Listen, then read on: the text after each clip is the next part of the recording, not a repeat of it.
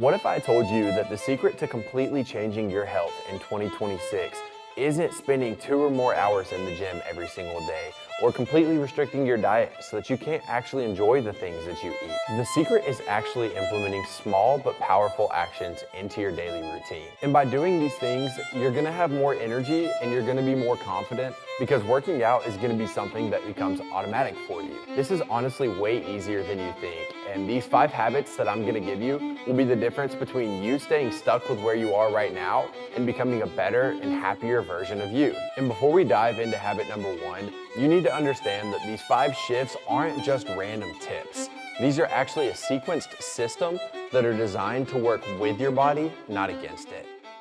The first habit that will help you completely transform your health is to have a predictable start.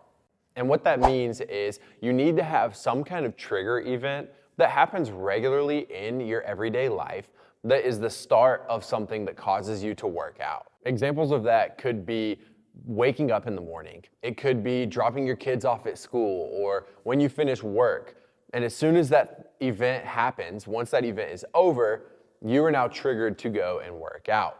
It doesn't matter what it is, it just matters that it's something that you do on a regular basis so that you can start to implement working out as a regular part of your routine. Now, when getting started, this is most likely only going to be a physical decision. And that's because this is something new for you. You're not used to doing this, so you still have to fight and make that decision to show up today. And if you're able to stay consistent with this for long enough, it eventually is also going to become a mental decision, which means that you're no longer going to have a mental battle of whether you should show up today or not. That decision that you have to make is going to become automatic. And that's the goal with having a predictable start. You want to remove the decision of when you're having to go to the gym. Habit number 2 is to prepare the night before. And what you're doing there is you're setting the right environment for tomorrow to be an easier day. That might look like having your gym bag packed so that once you finish work or whatever that trigger event is, you're able to just get in the car and go straight to the gym. That might also look like having some snacks packed so that you don't have to go home or you don't have to go to the gas station or worry about what you're gonna eat before you go to your workout. You're already prepared so that that decision is now easier for you. One of my favorite things to prepare the night before is to have my workout decided for the next day. And that's one of the things that we do here at our physical gym by offering group classes. Group classes actually fit really well into both of the first 2 habits. The first one being that predictable start because our classes are set at a fixed time. So a lot of times, let's say 4:30, people finish work, they show up at the gym for the 4:30 class before going home. The other half of that is having the workout decided for them to where all they have to do is worry about showing up, and then the coach is there to tell them exactly what to do, how to do it, and when to do it. But the main reason that you should prepare the night before is because that's when you're motivated, and we want to capitalize on that. And when you capitalize on your motivation, you have systems set up in the right spots where they're needed. It's going to lead to you having fewer excuses, and it's going to make it even easier for you to follow through. Habit number 3 is getting in your post-workout protein.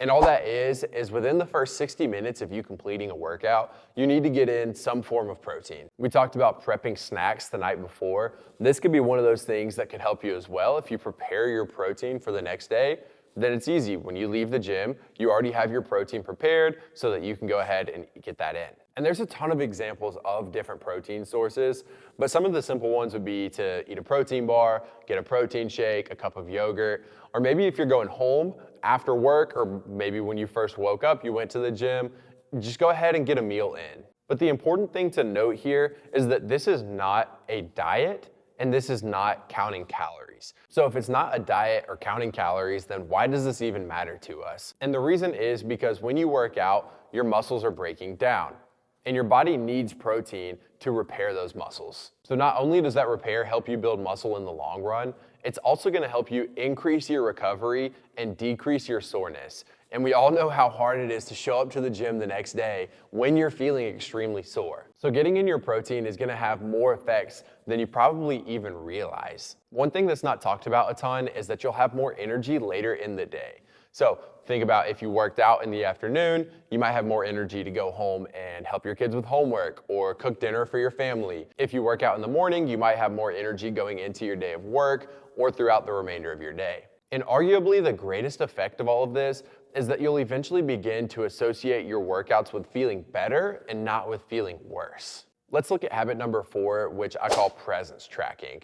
And if you haven't caught on by now, everything starts with a P, so that's even easier to remember. So presence tracking is how often you're actually going to the gym. The good thing about being a part of a group class gym like ours is that we have an app that actually does this for you. And while there's a lot of other benefits to this app, it's gonna tell you how many times you've been to the gym in your lifetime, how many times you've been in the year, in the month, in the week. And so that way you can keep this tally and you can see the consistency over time. But if you're not a part of a gym like that, that's perfectly fine. I would totally encourage you to have a physical journal where you can write down all of the days of the week with a checkbox beside them. And when you show up, you check that box off.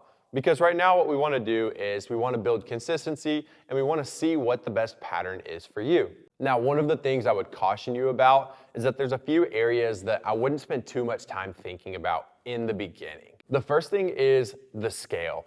The weight on the scale is not super important right now because we're just trying to build that routine and that consistency so that over time we can finally start tracking that progress. The same thing goes for your calories. You don't want to worry about how much you're eating right now because we're just trying to focus on getting started with the fitness. Eventually we can dial that in a little bit more, but for now, we're just focused on the workout. And the third thing would be your actual performance numbers.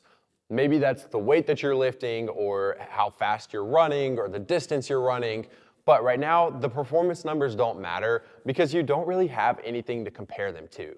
Over time, you'll learn and you'll have a better understanding of what you're capable of, but you'll also be able to build off of those numbers. So when just getting started, don't worry about these things. Just start working out, and with time, we'll start to slowly add in a few more of these things. If you're able to stay focused on the habit of working out right now, then the momentum is going to continue to build. And as a result, you're going to feel a lot less frustration. The last habit I want to talk about, habit number 5, is personal reflection. And what that means is you're going to write down a sentence of reflection immediately following your workout. What commonly happens when getting started with something new is that we focus on where we want to be instead of looking back and noticing where we've come from. So some of the things that you could write down might be something like, I feel better now than when I started. Another thing might be that you showed up even when you didn't want to, or that this is way easier than you expected it to be. Just write one sentence that reflects how you're feeling now that you finished that workout. And this is another reason for you to have that physical journal that we talked about, because you want to be able to look back in a year or whenever you finish that journal to see how often you were coming to the gym and some of the thoughts that you were having, and to notice some of those victories. It might be that you hit a new PR and you wrote down in your journal that you hit a PR today, and you can see where you were 1 year ago and all of the progress that you've made. So having a physical journal is something that I would absolutely recommend that you do, and you can just leave this in your gym bag so that you never forget it.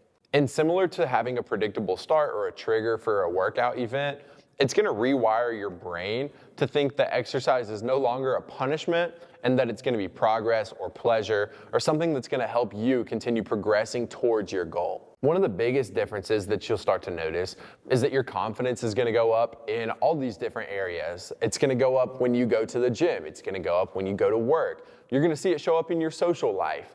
And then the other thing is that your quit rate is going to go down. You're going to finally become a person who does what you say you're going to do, and it's going to be easier for you to show up to hard things because you now have a system that works.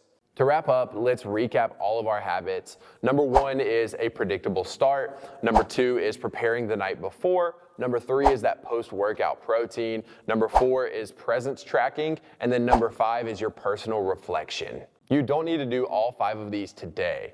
You should just choose the one that's going to allow you to repeat it tomorrow. And you don't need a perfect plan to start working out. You just need a plan that's going to be easy for you to start taking action. And when you start with small actions, those habits are starting to form, which makes it easier to repeat and makes it easier for you to show up the next day.